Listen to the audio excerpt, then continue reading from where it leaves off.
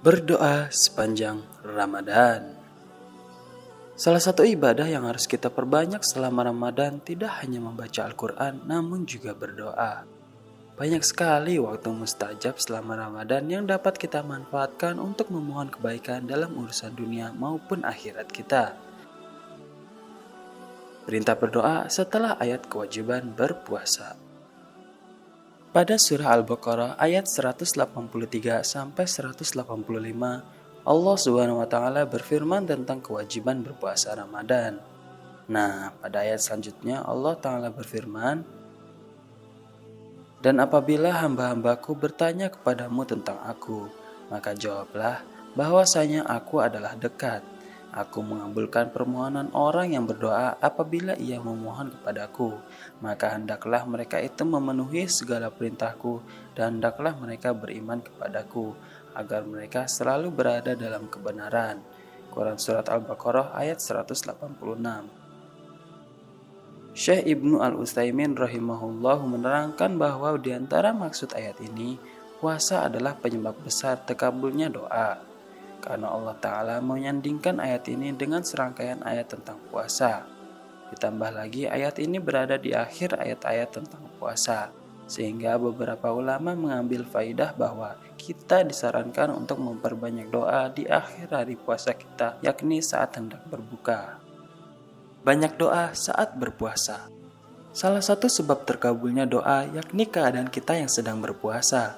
Nabi SAW bersabda, 3 golongan yang doanya tidak tertolak, yaitu orang yang berpuasa sampai ia berbuka, pemimpin yang adil, dan doa orang yang terzolimi. Hadis riwayat Ahmad, Sahih. Di hadis yang lain ada penyebutan lebih khusus lagi ketika berdoa saat berbuka. Saat Nabi, ada 3 golongan yang doanya tidak ditolak. Pemimpin yang adil, orang yang berpuasa ketika dia berbuka, dan doa orang yang terzolimi. Hadis riwayat Tirmizi, Hasan. Kesimpulannya, kerugian bagi kita jika tidak berdoa ketika kita berpuasa, terlebih lagi saat waktu akan berbuka. Doa dan memohon ampun saat waktu sahur. Tak hanya waktu berbuka, disarankan kita juga memanfaatkan waktu sahur untuk berdoa dan memohon ampun. Karena waktu sahur termasuk dalam sepertiga malam terakhir yang berkeutamaan luar biasa.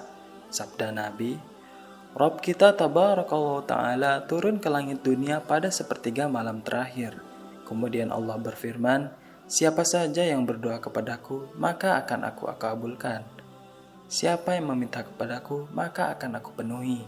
Siapa yang meminta ampunan kepadaku, maka akan aku ampuni. Hadis riwayat Bukhari dan Muslim. Salah satu sifat ahli syurga yakni memperbanyak istighfar di waktu sahur. Allah Ta'ala berfirman, merekalah orang-orang yang penyabar, jujur, tunduk, rajin berinfak, dan rajin istighfar di waktu sahur.